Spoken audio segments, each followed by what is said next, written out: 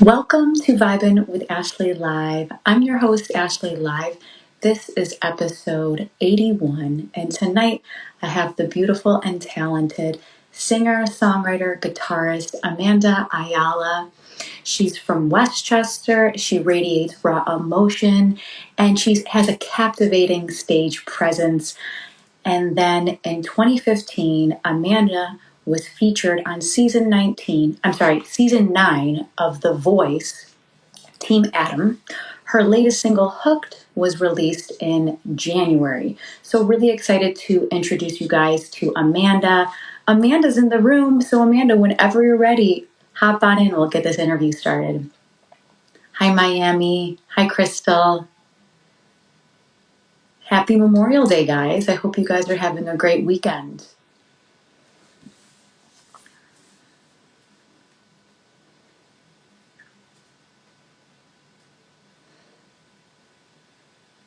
Where is everyone tuning in from? And are you watching from a barbecue or what's up?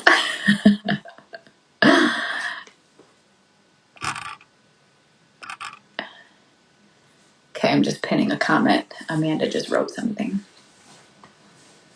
And please check out her music on Spotify and Apple Music. Lots of good stuff on YouTube as well. We have people from Westchester. Someone asked if I'm at a barbecue. I'm obviously not at a barbecue. I'm doing my show live. It's 8 p.m. here, so. Oh, Arizona. You're sitting down in Arizona. Yes, Idaho. Love it. What have you guys been barbecuing all day? Like ribs, hamburgers, what are you guys eating?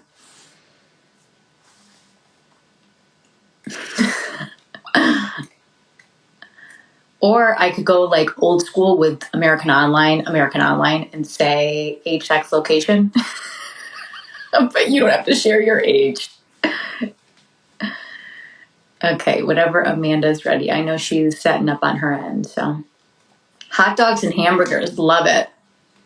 That's the way to go for Memorial Day weekend. Definitely.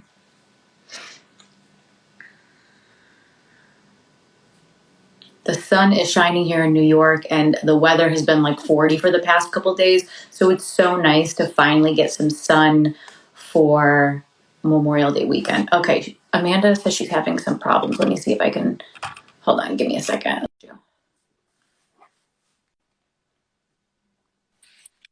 Hi, Amanda. Hi there, how are you? Sorry about the little delay. For some reason, it wasn't allowing me to join. No, it's okay. Sometimes Instagram gets funky, so like I always am like nothing ever stuns me about Instagram. Yeah. I know, it's always like a hit or miss sometimes, so that's why I'm like, okay, glad we got it cleared. Exactly. How's your weekend going? It's going good. How's your Memorial Day weekend? It's going well. The weather is so nice here, so it's just I was just saying in the chat, it's been like 40 degrees and rainy in New York, so it's so nice to see some sun. I agree. Especially, you know what it is? It ended the weekend right. We had a bunch of rain, and now thankfully on the actual Memorial Day, we got some nice weather. Yes, yes. So I was introducing you to the room, and I actually start each show with a song lyric. So tonight, I'm going to use a song lyric from Proud Mary by CCR, released in 1968. This is a song you've covered before. That is correct. That's been in the arsenal for quite some time now. So I'm going to read the lyrics, and then you're going to tell me what this song means to you. Cool? Okay, perfect.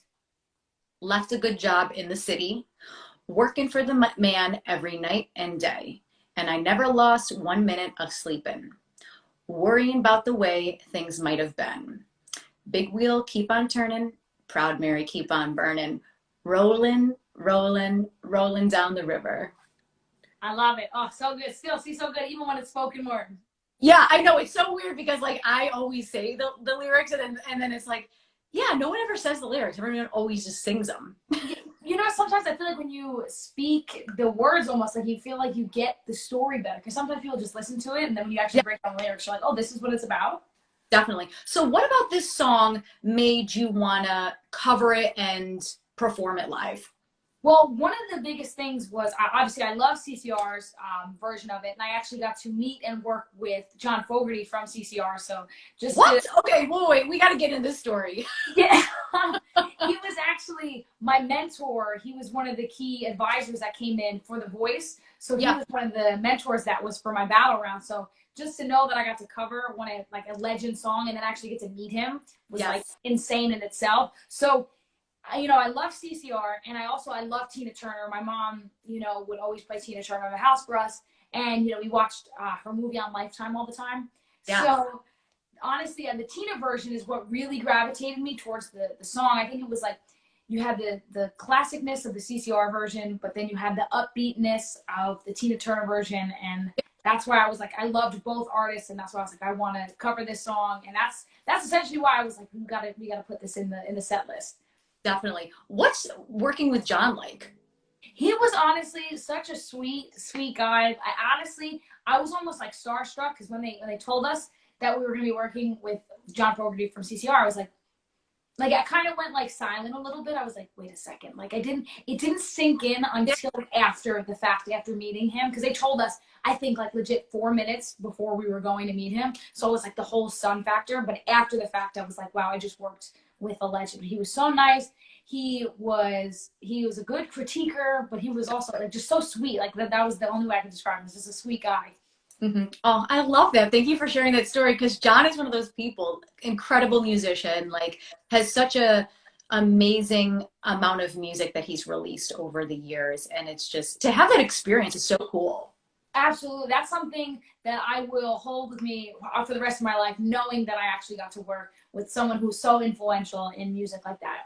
Definitely. So let's start at your childhood. You fell in love with music at a very young age. Who inspired you to get into music, and how did that shape your childhood? So growing up, my household was always filled with music. My mom and dad were playing things from like literally my mom was just playing freestyle upstairs, and and then to classic rock. And my brother is actually the one who really gave me that push to start singing, because he doesn't do it that much anymore, but he was the first singer in the family. Yeah. And like a little sister, any little sister would, he was the singer. So I was like, I want to do what my big brother's doing. Of course. So, I copied, and it ended up turning out that we both had, singing, we could sing. And so he was really the pusher of the musical sense of singing. So I owe it to my brother in that way. Mm-hmm. But he doesn't sing anymore, right? He'll sing. He's like a shower singer, but it's such a shame, because I say this all the time. Like he's got more of an R&B voice, and it's so good. He just doesn't share it for the world. Oh my gosh, he should. That's what I say. I'm like, I always ask him, I'm like, let's do a duet together. And he was like, no. He's a lawyer, so he's like very business aspect, but he's just like, no, thank you. He was like, I'm fine in my room. He could be a singing lawyer, though. You know what I mean? Exactly. That's what I said. I'm like, there's a market for it. So I was like, come on. Definitely. What kind of music did your parents play for you when you were growing up in the house? Growing up, a lot of it, like I said, it was Tina Turner, Pat Benatar, Joan Jett. We listened to a lot of Journey in the household. So it was really, but then we also went to Ricky Martin, to Mark Anthony. So it was really a wide range of things, because they're such music lovers. So that's why I think I have such a wide range of genres that I love, because I just grew up listening to pop, rock, disco, and funk and stuff like that. So it was really just such a versatile amount of music. Yeah, and that's so important, because in those formative years when you're growing up and you hear all this great music and you're like, oh my gosh, but I remember this Tina album, or I remember Joan Jett or Pat Benatar. Like, Pat Benatar is amazing. Oh, she is like, when I say my brother is obviously like, the reason I sing, but like she is one of the, when I first remember my first band, like she was who I looked up to be like, okay, I was singing classic rock, Pat Benatar was the staple of that for females. Definitely.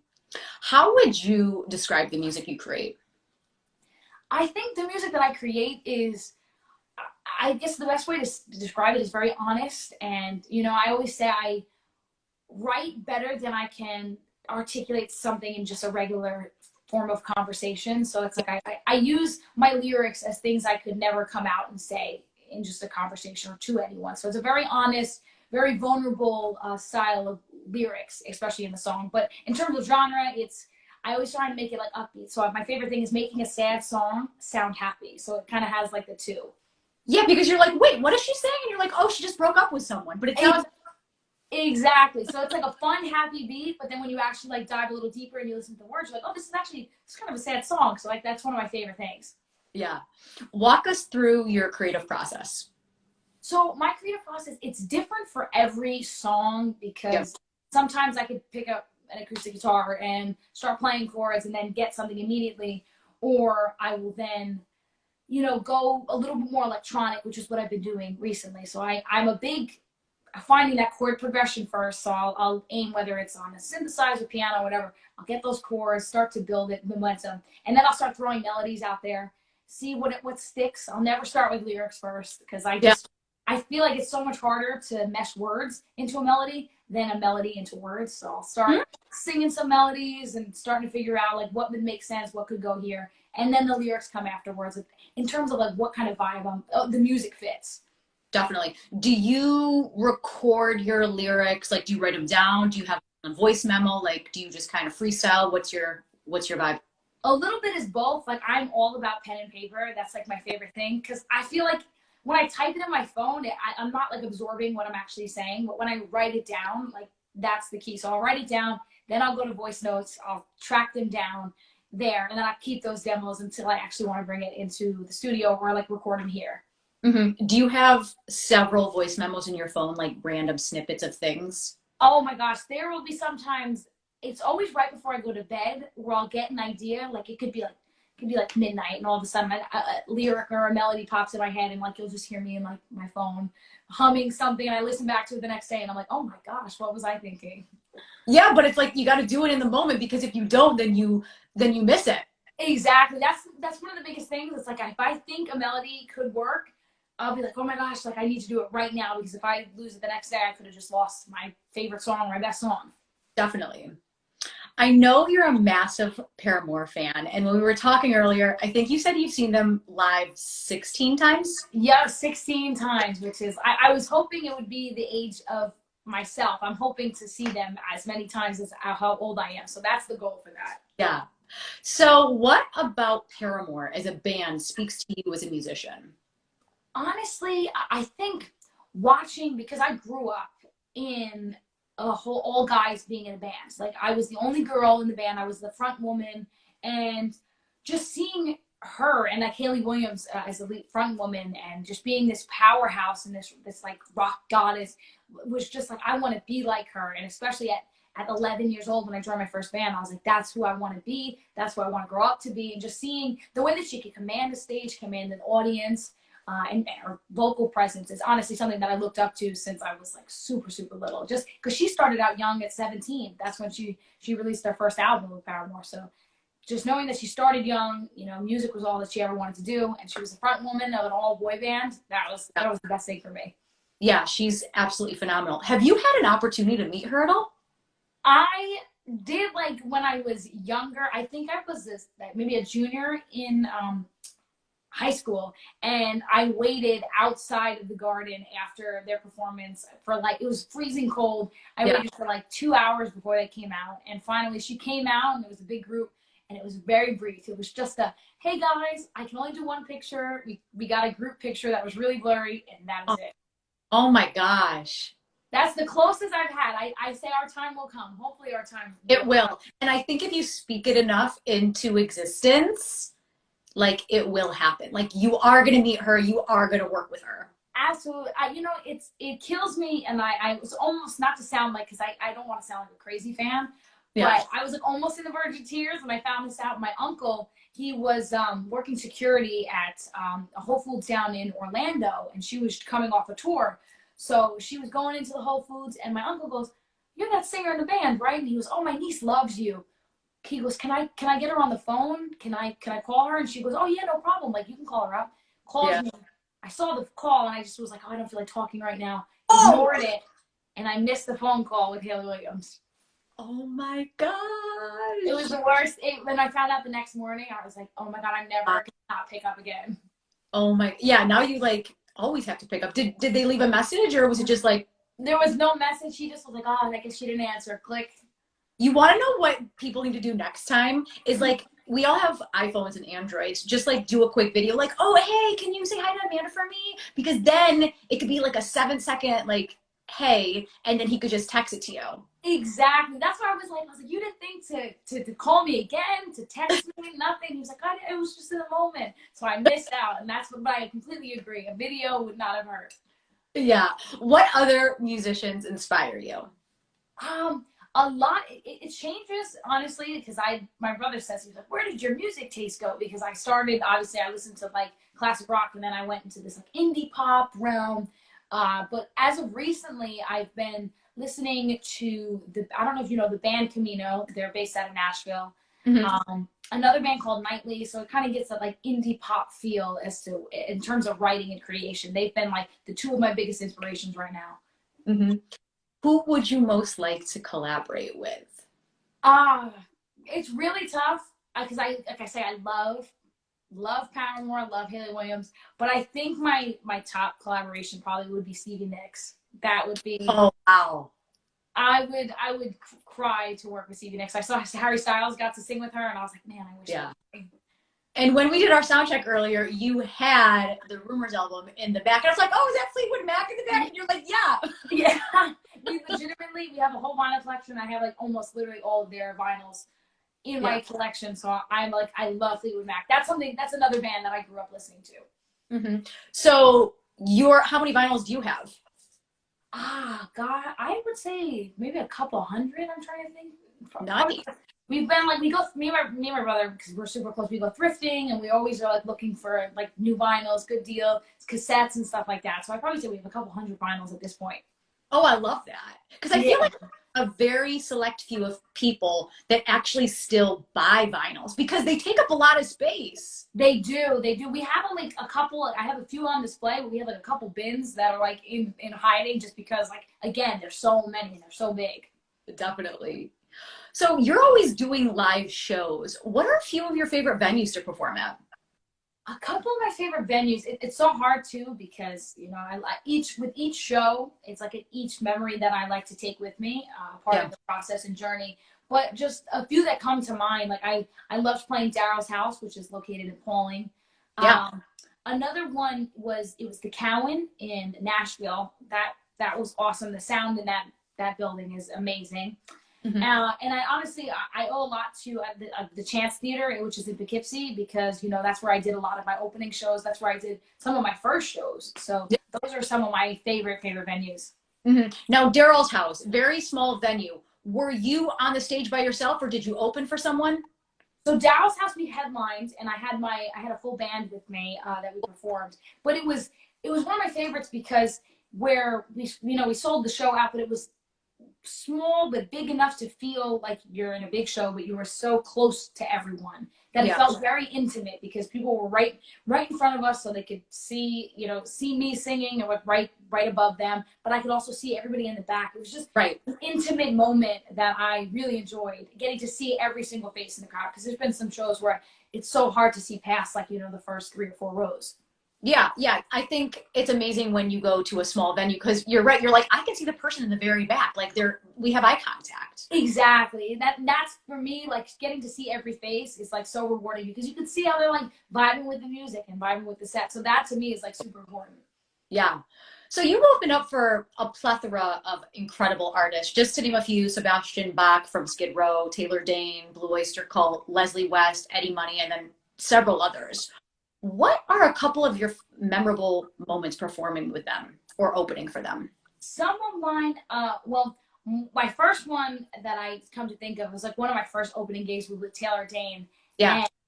And, like my mom she loves Taylor Dane. She listened to her like growing up. So she was like, I love her music. And the fact that I got to open for her was like awesome. And she goes, I guess we had this whole backstage area to all the artists that were performing. Yeah. And she goes, let's go in and meet. Let's just go and say hi. So we go in and we say hi. And Taylor Dane was super sweet, super welcoming and warm. And we get to talk. We get to start talking. And she goes, I'm going to do something for you, kid. Because I believe I was like 19 at the time. And she goes, I'm going to put you on the spot. And she was like, do you know Love Will Lead You Back? And I said, yeah. And she goes, okay. She was like, well, go practice it. And she was like, you're gonna join me on stage. Oh, wow. So that's how that came about. So not only did I get to open for her, but she let me, take the stage with her, a legend in itself too. So that was really awesome. And my mom was like super pushy with that too. Yeah. I think that's so cool because it's like when an artist puts you on the spot, they're like, hey, do you know my song this? And you're like, Yeah, like thankfully you knew the song. I know, but you know what it is, and that's the thing too. I always want to, whether you know a couple songs or whether you know like just one or two. I always try and like familiarize myself with as many artists as possible because Yeah. you never know, and that's what I say. I was like, I will never do an opener where I don't know every single song because if that happens again, like I want to be fully prepared. You have to be ready because yeah, if someone just says, "Hey, do you know this song?" and you're like, "Yeah, I know it. Like, let's do it. Like, I'm ready to rock." Exactly, and that's why I was like, oh my gosh, like she obviously she's been singing this for years, so I have to like get up to speed with her. Yeah. How about Leslie West? Leslie West, you know, rest in peace. He was such a great guy, honestly. And I met him a while back at like a meet and greet, and I told him, "Oh, hey, I did your song on The Voice," and he was, "That's awesome." Blah blah. A couple months down the line, ended up opening for him, and backstage, he was so cool, so funny, and it was funny because he had this tough exterior with me. Like he was like, "Oh, come on, kid, like you got it," because I knew I was gonna be performing with him too. Yeah. And I think the moment that I got on stage with him and I was like really, because backstage I was kind of a little bit shy, I was nervous. And then when I got on stage and I really opened up and I got out of my shell a little bit, he kind of looked at me and he was like, "All right, kid," like, and then after the fact he was like, "You did good." He was like, "I loved having you." So just getting to work with him and not only perform his song on The Voice, but get to perform it with him was awesome in itself. And I was so grateful for the opportunity. And I was so grateful that he was such a nice and welcoming person to me. Yeah. But he didn't have to. Yeah, of course. Like there's a lot of people that they'll sing a certain song on American Idol or The Voice or one of those shows, and then right after they perform, somebody reaches out to them and says, like, "Hey, you did such a good job." Like, and then you as an artist, you're like, "Oh my gosh, you saw me sing it? Like you saw it?" Exactly. Yes. Yeah, so it's so cool that he saw you sing it, he knew you were good, and like he was such a sweetheart to you, and that's so important. Absolutely, especially, you know, I grew up playing that song on Guitar Hero, and so I was just to then do it on the show was great, obviously surreal moment, but then to actually get to sing it alongside of him was like even another dream. So it's just like checking off bucket list things at each step of the way. Definitely. And then rest in peace also to Eddie Money. So talk to us about Eddie.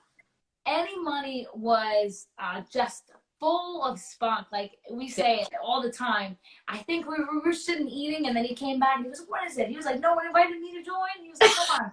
So like he came out of his trailer. I'm nervous because you never know how like literally a rock star is gonna be. But he again was just one of the nicest people ever. He was like, "Come on, let's take pictures." He was like, "I can't wait to hear you sing." Like, and again, like you don't have like he didn't have to come out and be friendly. Right. And super sociable with his opening acts because I had my whole family with me, but he talked with everybody. He got to know us all. And, you know, he's a New Yorker too, so it was very nice. So I think we had that bond in common as well. Yeah, I feel like anybody who's from New York, you say New York, you're like, "Oh my gosh, you're my people." Exactly. You know, I feel like New York's like a different. It's a different breeze. So that's why when you meet someone, like you said, it's just like, all right, we got each other. Yeah, you could be from Buffalo, you could be from Watertown, you could be from New York. Oh yeah, like we're all the same. Like even if you are from New York City. Exactly.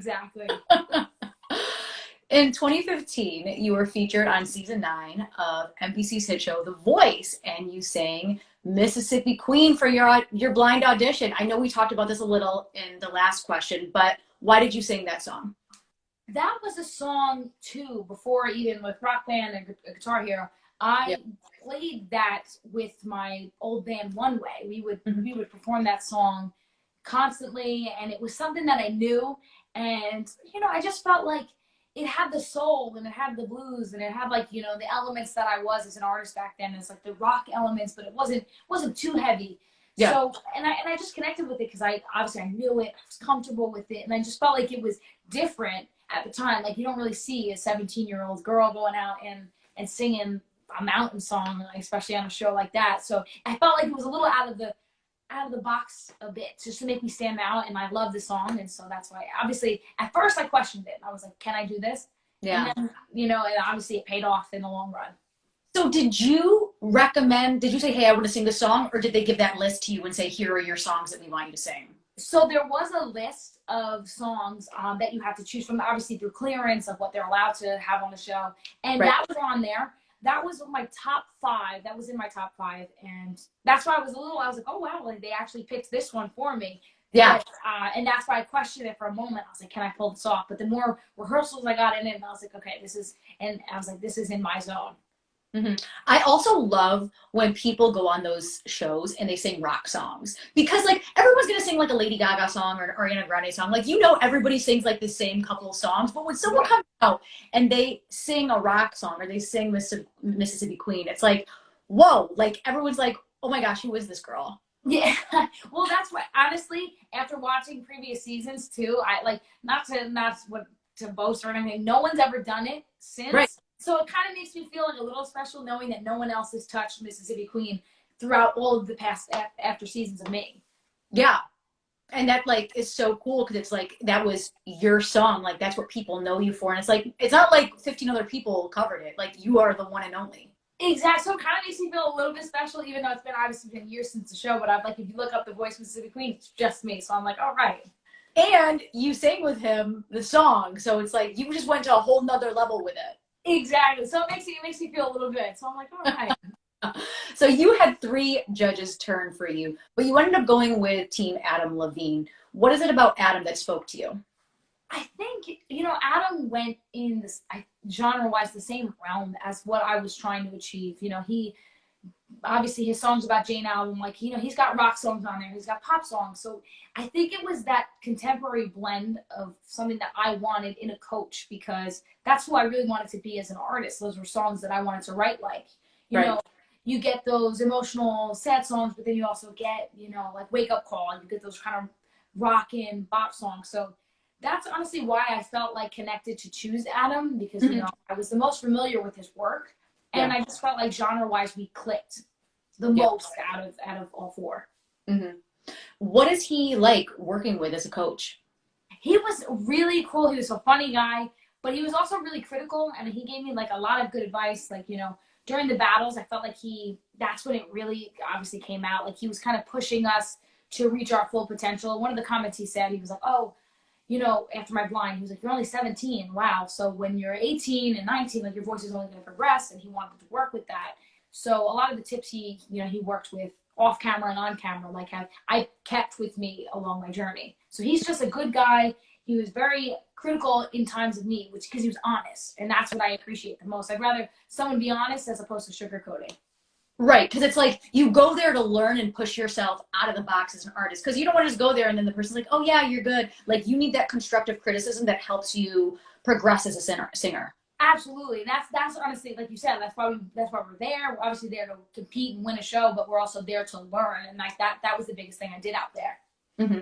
What's something that surprised you about your time on The Voice? I think one of the biggest things was that it wasn't so cutthroat. At least during my duration of the show, it wasn't what you see on some of these other shows, the drama. They don't see the contestants fighting, because it really didn't happen. Like I felt like at the time when we got to the top 48, we were like a big family. Everyone was getting along. We all had breakfast, dinner, lunch, everything together, and it was just, I felt like I was at a music camp rather than like a competition show. Yeah, so, I love that because I've talked to people on recent seasons of The Voice as well, and they all see the same thing. It's like everybody comes together and everyone clicks and is friends, and like no one's like catty. It's like we're all in this together, like we're all having the same experience, and it's like everybody supports each other, which is so cool that it happens pretty much every season.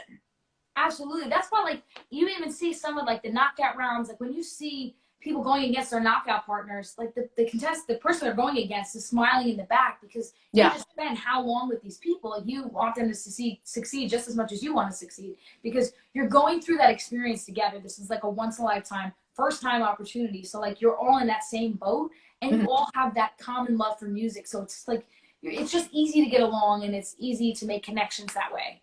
Definitely. So did you have any solid friendships that were from The Voice? Like anybody who's your best friend from your season? Absolutely. And it was really tough because they paired me on my battle with Shelby Brown, and throughout that whole process, we were super close. Like, and we were just like, man, like, we get it. We get that why we're paired together, but we're like, we really have to go against each other. Like, we didn't want to do that. Yeah. But like, so it's funny. Like Shelby Brown was a really great friend of mine. And another girl named Caroline Burns, she was actually the season after me. She was a super great friend of mine as well. So we still keep in touch. Everyone is still, friendly. We still show each other love on social media. But it's just amazing that an experience like that, even if it was short-lived and like depending as a couple months out of the year, you still years later you still connected with these people. Yeah, it's like a music camp, like you said. Absolutely, absolutely. Those connections never die. They linger and they hold on forever. Definitely. So that wasn't the only show you were on, because in 2019 you were also on Who Will Rock You. So yes. People that are not familiar with the show, give us the premise of it. So yeah, I was on season 2 of it, so it was very early, in terms of production. But it was again like another big battle of the bands kind of situation that was like televised. Yeah. And I got to go out there as like, obviously the Ayala band, which was awesome. We flew out to Nashville, and that was the first time I've ever been, and let alone get to be out there on a TV show, which was great. But another similarity, I met great bands out there. We made great friendships again. So like that's the selling point for me, is like I get to play music, do what I love in a city of music, and meet other cool musicians alongside of it. And it's televised. I'm like, sign me up. Definitely. So which experience did you prefer? Obviously there's the two totally different shows, The Voice and Who Will Rock You. So which experience did you prefer and why?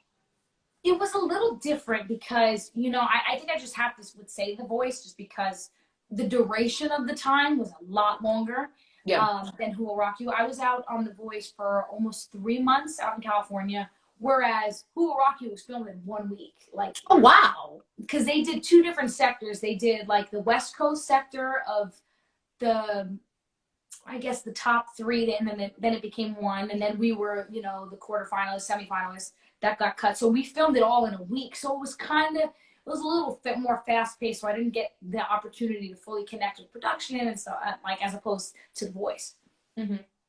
So it was they're both different, but they were amazing opportunities. Yeah, and it's so cool that you were on TV twice, because you were able to showcase different, like you as a solo artist, but then you with your band as well. Absolutely. That was the cool thing, because, on The Voice, I'm on a stage alone. Like, you have the band in the back. Whereas, like, Who Will Rock You, people that I've been playing with for years, we get to kind of be on stage and just show that chemistry as well, which I think is really important too. Yeah. It's cool because you see the different aspects of it. Like, oh, we see you as a solo artist, but then we see you with your band and how you're vibing with the band and the different energy that you and your band create up there. Absolutely. That was a thing too, I think, when I went on The Voice, because I never knew anything other than playing with the band. So, I kind of had to command the whole stage alone. Whereas like on Who Will Rock You, I got to, vibe off of everyone on stage. And then they gave us backup singers. It was just like a big party on stage, which was more fun. Oh, that sounds so awesome. You also covered songs from Billie Eilish, Selena Gomez, and countless others. What's your favorite song to perform and why? My favorite song, I'm trying to think, because it's so tough, because it does change. Like sometimes after I finish the song, I'm like, man, I love that. That was my favorite. Yeah. I think a go-to of mine will always be, the Animals, the classic House of the Rising Sun. Mm-hmm. But another one of my favorites, I think, is probably You're No Good by Linda Ronstadt. Yeah. I absolutely love singing that one. I feel like I can give that one sass, a little bit of attitude. Definitely. And that's like a classic. So I would definitely have to say either House of the Rising Sun or You're No Good by Linda Ronstadt. And as far as original songs, what's your favorite original song to perform? It's tough. I think it might be, just because of, I get to rock out with it, I think it might be Her. Mm-hmm. One of the first single I ever released, just because we extended it, we had this whole solo section, and I bring out my electric, and I just get to shred a little bit more. So it's fun. It's very energetic song. Definitely. What artists or genres of music have you been listening to during quarantine? It's been changing a lot. It's gone up, it's gone down. Right. I try my best to keep up on like whatever is in the top 100 right now, just to stay current, stay relevant, know who's relevant. Yeah. But honestly, I've been listening to Olivia Rodrigo, mm-hmm. like her new album, Sour, nonstop. I've gotten big into, I'm trying to think, I was like, obviously I love Billie Eilish. I watched her documentary, and like that's what made me be like, okay, I'm gonna keep her on repeat like nonstop now. Yeah. And I've gone back to a lot of the old musicians that I used to listen to, like Simple Plan. I've gotten back into. I've just kind of like regressed a little bit in that way. Yeah, I think with this time and having so much time in our hands, I love looking at an artist and being like, let's go back to their first album. Exactly, because just it's been so long. You're like, all right, let's relive this experience again. Let's make it feel like it's first time again. Exactly. Like, I think it's so cool because, like, whenever you heard that first album, maybe it was like 15 years ago or 10 years ago, and then you come back to it and you're like totally in a different headspace, right? Because we're all in our houses and you're like, oh, now I hear this. Exactly. And you listen to songs at different stages in your life. It's funny because I say that all the time. And I'm like, wow, like something might have not have meant something to me when I first listened to it, whether it was 5, 6 years ago, and now 6 years down the line, I listen back to it. I'm like, oh, this hits a different heartstring on me. Like I feel a little different listening to it. Definitely. I completely agree with that. What song do you wish you wrote and why? Oh, that's a really good question. A song that I wish that I wrote, honestly, it probably, I'm really trying. I think it might be, I'm going to go back to them. I think it might be The Chain by Fleetwood Mac. Oh, yes. I think I might go back to that song because every time I listen to it, just the instrumentation, lyrics, everything about it, oh, it's like literally all around a 10 out of 10 song. So I think I would probably say The Chain. I had a feeling you were going to go with Fleetwood Mac. I wasn't sure which one, but I was like, you know what? Fleetwood Mac is like, yes. You know what it is? It's like, in the sense of lyricism, I just feel like sometimes like it's not that they're not recreatable essentially. Like just their lyrics and what they have behind it. It's just like I feel like they're one of a kind and they're in their own box and feel like will always be. Definitely. Let's talk about the single that came out in January, Hooked. Yes. What was the inspiration behind this song? So honestly, the inspiration stemmed from a lot of times. My friends will always say this, like I just stick myself, whether it's in like toxic friendships, toxic like relationships. I just kind of like pin myself into these situations, and like no matter what, I sometimes I would like to say like I'm a little bit of a pushover. Yeah. In some ways, and like but then I come to a breaking point where like I finally am like, hey, you know what?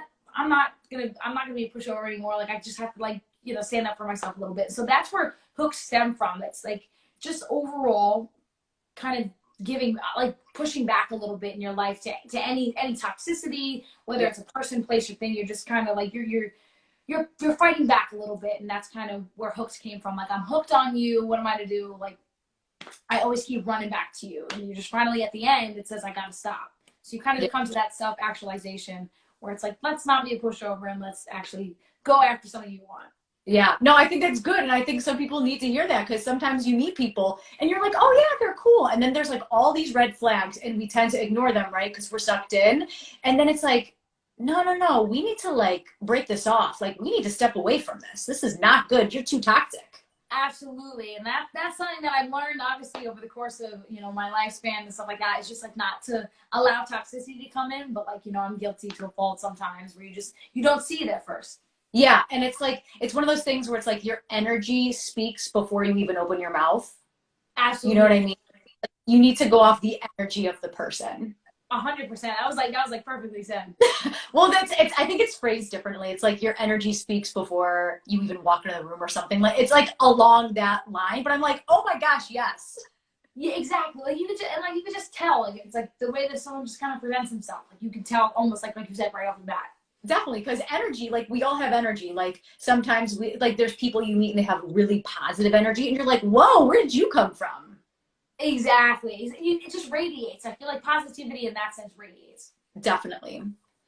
What's next for you? Live streams, shows, singles, EP, music videos? Talk to us. So basically a bunch of it all is on the way, but I'll break it down a little bit. So, I have a show actually, if anybody is in like the Westchester, Dutchess area, I'm going to be playing at a place called 915 Wine Cellar next Friday. So it's next Saturday, excuse me. It's the first show back that I've had since, the pandemic hit. So it's the first one ever back. So it's going to feel really good. I'm going to be playing with my friend Tom. We're doing a nice intimate acoustic set to get our feet wet and get back into it. So, and more live shows are obviously on the horizon. We're planning a few trips out to, outside of New York and trying to go down south to do some performances. So booking and shows are definitely on the horizon. New music is definitely on the horizon. It's a lot closer than people will think. So I'll just hint that out there. So yeah, new shows, new music. Obviously, videos and content is all going to be pushed very, very soon. Definitely. So your show next weekend, for people that want more information, can you just the venue, the link, that kind of thing? Absolutely. Cool. So it's at the 1915 Wine Cellar in Poughkeepsie, New York. The show is from 8 to 10 p.m. Mm-hmm. It's a first come, first serve kind of basis. So, it just depends because it's limited capacity. Right. So if you'd like to join, you got to maybe get there a little bit earlier. But you can also find any information on that on my profile, and the link is in my bio for that show. Definitely. And it's Amanda's first show back before this craziness happened. So please go support Amanda. Yes, please. If you are in the area, we'd love to have you. We'd love to meet you and come hang out. Yes. What's the best advice you've ever been given? I'm going to go back again. I think it's honestly from Taylor Dane. Yeah. She said, never be afraid to fail, or never pass up an opportunity, even if you fail. Right. Because that's honestly one of the things that she said to me is, as when I was joining with her, she was like, it's an opportunity. Don't pass it up just because you're afraid to fail. Yeah. And that's something that I've, started carrying with me, because if something I think could be great, I'm not going to pass it up because I'm too afraid. I might embarrass myself, or I might look stupid, because I'd rather get that experience and opportunity rather than pass it up just by the fear of failure. Yeah, I think that's amazing, because we're always afraid of failure and fear. And fear is one of those things. Fear is not a real thing, Yeah, absolutely. So what we're fearful of, nobody else thinks that. We think about it, what we're fearful of, and we're like, oh yeah, but this person's gonna say something bad, or they're gonna judge me, or oh my God, my aunt is really toxic. But she's not. Even if she is, would she even see it? So it's kind of this whole thing that we drum up in our heads, and it's no, you just gotta do you, and the right people will gravitate towards you. Absolutely. Again, it's the energy. It's they read that energy. It's a magnet, essentially. Definitely. What advice would you give to other musicians during this quarantine? I would just say, essentially, if anybody is looking to write, or just even start out in the music industry, get creative and, just have fun with it. That's my biggest thing. A lot of the times I'll put so much pressure on myself just to get things done or whatever. And then I have to take back. I'm like, am I having fun? Am I enjoying this for the right reasons? You have to take that step back and just enjoy it. Have fun, create, and do what you love. And don't make it so tedious to make it feel like a job, because it's something that you love and it's something that you enjoy. Just keep it that way. Yeah, you always have to lean into stuff that you love and enjoy. And you said, am I having fun? I'm gonna say that to myself forever, because I'm just gonna check in with myself, are you having fun now? And Ash is no, or yes. Exactly, because that's the thing. It's I feel like everybody nowadays is just running. And you have to take that step back and be is this am I still good? Am I still having fun? Am I am I still having fun? Yeah, I'm gonna do that. I'm literally gonna write that down and be hey, are you having fun? If you're not, the whole direction of what's going on. Exactly. We have the narrative of our own life. So if you're not, then just okay, then we gotta revert and find new ways to have it. Yes, love that. So tell everybody watching right now where they can find you on all social media platforms. Sure. So basically, I am everywhere that you can think of on social media. I'm on Facebook under Amanda Ayala. Obviously, Instagram, my handle is obviously Amanda Ayala Music. Twitter, Amanda Ayala. TikTok, it's all under my name. And so and in terms of music platforms, Amanda Ayala on Apple Music, Spotify, Pandora, Amazon Music, wherever. That's what I say. I'm like a little bit of a termite. You can't get them away. I'm everywhere. And no, it helps to be everywhere, because some people love Facebook, some people love Spotify. You have to be everywhere, because different people gravitate towards different social platforms. Exactly. And I think that's the biggest thing, is having a presence and trying to make a presence in, or plant the seed in every social media, because you never know which one's going to stick. Exactly. So Amanda, for people watching right now, how can they support you as a musician? Honestly, I think the biggest thing right now is, heading on over to iTunes or Spotify, wherever, and like listening to streaming as much as possible. My songs, merch is going to be on the way, and that's another opportunity. Like that would be amazing. So in my website, you can find all of that information, which is amandayala.com. So any way that you would love to help, support, keep streaming, keep listening, and, just keep sharing. And that's like, for me, that's the biggest win and the biggest goal. Definitely. And if you guys are in town, or if you just want to do a quick weekend getaway, go to the show next Saturday. Absolutely. What's better? Live music, a little bit of wine, a little bit of food. Yes. Oh, good energy. Exactly. Love it. So that's all the questions I have for you this evening, but you're going to perform for us. Yes, that's right. I have a couple songs prepared for you guys. Okay, take it away. All right, so this first one obviously is an oldie but a goodie, and we're gonna start off with one of the first songs I released, and this one is called "Her."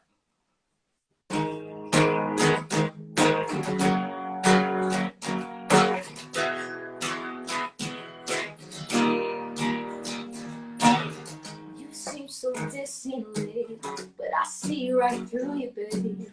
I'm not your only lady.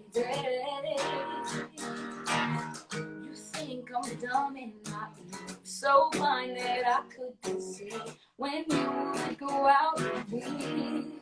You're with her, and when you kiss her, I hope you think of me. And do you hold her just like you did to me? I hope I'm in your head when she's in your bed, running around in secret, but I'm oh, I played your game so many times, caved in and believed through your lies, missed calls and texts with no replies. I'm starting to read between the lines. You thought that I would never see truth hiding behind all your deceit. Babe, you did not really succeed. You should have been me.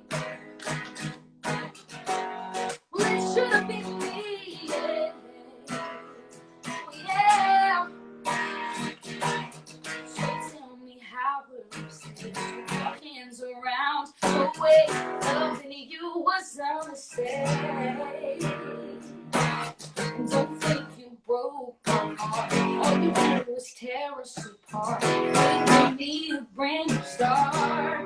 When you kissed her, oh, I played your game so many times. Caved in and believed through your lies. Missed calls and texts with no replies. I'm starting to read between the lines. You thought that I would never see truth hiding behind all your deceit. Babe, you did not really succeed.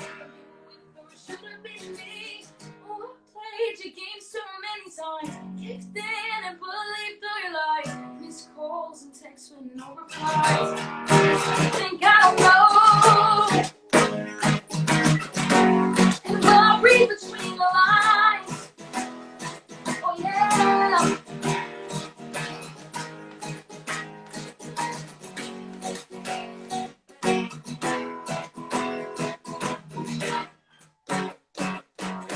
Oh, I played your game so many times. Caved in and believed through your lies. Missed calls and texts with no reply. I'm starting to read between the lines. You thought that I would never see truth hiding behind all your deceit. Babe, you did not really succeed. You should have been me. Oh, I played your game so many times. Caved in and believed through your lies. Missed calls and texts with no replies. I think I've read between the lines. Yes! Oh, I love that. And that was her, right? Yes, that was her. That's like my little post-breakup anthem. Oh, I love that though. There's so much energy and emotion in that one. Thank you so much. So then the next one I have is a song called Lost You that I released back in 2019. And this one, obviously, I love. I connected really deeply with it, and hopefully many others can. So you can listen to this one on Spotify and Apple Music as well.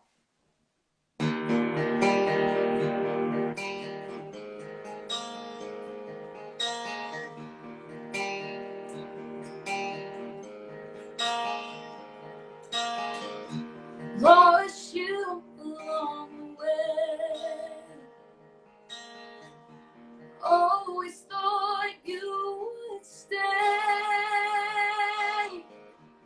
face got mixed up in the crowd. I'm wondering where you are now. Through thick and thin, we've always been. It's hard to see how things have changed. I don't wanna let go of you, 'cause baby, after all we've been through, I can erase your memory. I don't wanna say goodbye to you. You were a part of me, together till the end of eternity, and we're torn apart, and it breaks my heart to watch you become a stranger. I'm all alone, my heart's so cold. I can't get used to feeling this. I don't wanna let go of you, 'cause baby, after all we've been through, and I can erase your memory. I don't wanna say goodbye to you. I lie awake thinking, wondering if I'm in the wrong. When you turn to face and you act as if nothing went on, nothing went on. Oh, I sit waiting, hoping that something will change. But you walked away and nothing will be the same.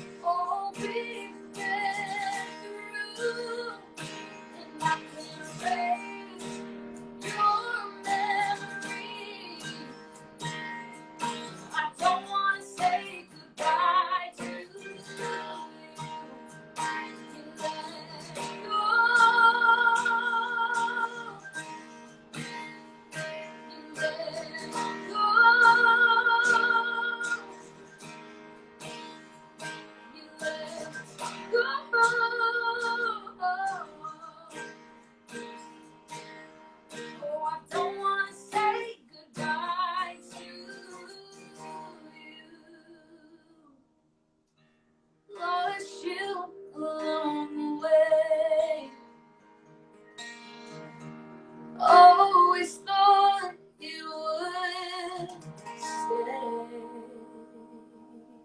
Yeah, give it up. Thank you so much. Thank you. Jilly Bean, Colette, Kelly, Cotters, Miami Music, Sosie. See you Saturday at the winery. Ooh, Miami Yes. coming. Yes. Tell everybody. Guys, next weekend, go see Amanda. 8 to 10 p.m. at the 915 Wine Cellar. Yes, Poughkeepsie, right? Yes, that's correct. Poughkeepsie, New York.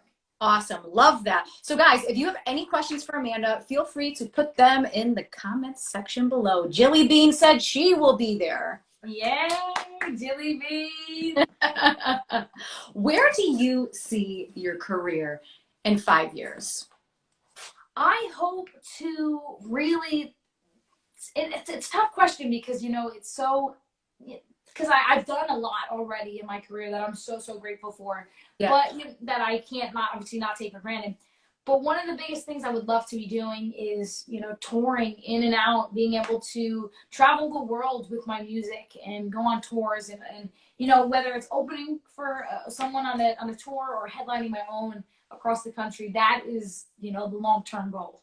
Yeah. So you want to be like a full-time touring musician? Absolutely. That is my dream. That is my goal. And, that's the next arc we're working towards. Yes, it's happening. And shows are coming back. So it's like the perfect time to just be like, hey, I'm ready. Let's do this. Absolutely, especially from when I started as a musician and when I got that catapult from the voice. I feel like, I've just grown so much as a musician, and I'm like, just have exceeded so much since my time on that when I first aired. Definitely. What instrument would you like to learn next? Oh, what instrument would I like to learn next? Honestly, I would love to be able to be a master at piano because the first instrument I learned was the drums. Oh, Then I jumped to guitar just because I was like, oh, I can't drum and sing. So I was like, let me pick up a guitar. But I would love to really, really be able to play the piano because I'm a sucker for ballads. yeah. So just a nice little, piano accompaniment would be amazing. I definitely see that. Like I see like a little guitar and then piano. Do you still play the drums or no? I have a kit. I have an electronic kit that like I'll pull out from time to time, like when I really need to, or if I really feel like banging them out. But I don't play as often as I should. Yeah. What are a few of your favorite restaurants in the Westchester area? Oh, okay, that's tough because it does change. But I'm a big sucker for. It's funny. It has the name in it, but Westchester Burger Company. I am obsessed with them. Their burgers are great. Their Parmesan truffle fries are like my favorite. Yes, truffle fries. Oh my gosh. I always tell people, like, there's a lot of people that don't know what truffle fries are. And if they don't, I'm like, we need to go to a place where we can get them. Because once you have truffle fries, you're like, this changed forever. Absolutely. I'll try them like sometimes at home, like make my own because I bought like truffle oil. So I'll like try and like recreate them just to get that same satisfaction. But they're so, so good. So what's your order there? So you get the truffle fries. What else do you get? I will get a bacon cheeseburger with like American cheese, well done burger, and that's it. And plain Jane. I don't like anything else on it. I don't like lettuce, tomato, nothing. Just plain. I love it. What are a few of your other favorites? I like a big meat gal. I know that sounds kind of like a carnivore essentially. I love eating steak. I love chicken. Like those are my go-tos. If I can see a good steak on a menu, I will choose that. Definitely, definitely. What else is in here? I'm just seeing if there's any other questions. Let me see. Okay. Guys, last chance for any questions that you guys have for Amanda. Reel them in. Yes. Coming in while they're hot. Yeah. Let's see. I'm trying to read them as fast as I can. I know. Sometimes it's hard because like you can only see a couple of like what people say. So you see a couple questions, you see like a couple hearts and fires, and you're like, oh, okay. So it's actually hard to have a conversation when the chat's going. Oh, absolutely. What would you do if you weren't a musician? See, I think I might have just paused there for a second. Oh, no worries. What would you do if you weren't a musician? If I wasn't a musician, I think I'd would like to say I think I would, but like still be involved in like creative arts in some way, shape, or form because I love videography, I love photography and everything like that. So that's like I would like to just be involved, whether it was capturing music maybe as like a photographer or videographer, or working on movie sets, filming. That's what just somewhat involved in the industry. Definitely. When is your next song coming out? Oh, that is very, very soon. I have an exact date, but it will be announced on my social medias very soon. So please, if you are watching this, be on the lookout and you're interested in my music, because an announcement will be coming a lot sooner than you think. So just be on the lookout for that. Mm-hmm. How has support from friends and family impacted your journey? Oh, that is a very, very, very good question. Honestly, the support that I get from my family is and friends is amazing. Just knowing that I have a support system that is going to be there for me, even when things get rough, rocky. Just knowing that they're always there supporting me in my endeavors and my journey is the best feeling in the world. So I'm super grateful for all of my family that's come to my shows, my friends that have lugged out and came to my shows as well. So I'm just super, super grateful for the support system. Yeah, support is so important. It doesn't matter what you do in your life. Like just to have support of family or friends is so important because life brings you through ups and downs, and like support is very important. Absolutely. And that was one of the biggest things. It's like when I do a show, I love performing. That's one of my favorite things is performing. But, I think being able to, step off stage and know that like my family is there, my friends are there, and I get to talk to them after like a show. It's like, that's for me the most exhilarating part of it. Yeah, I love that. Well, that's all the time that we have for this evening, but do you have any final words for the room, Amanda? I just want to say thank you all so much who have tuned in and watched through the full live stream. I greatly appreciate it.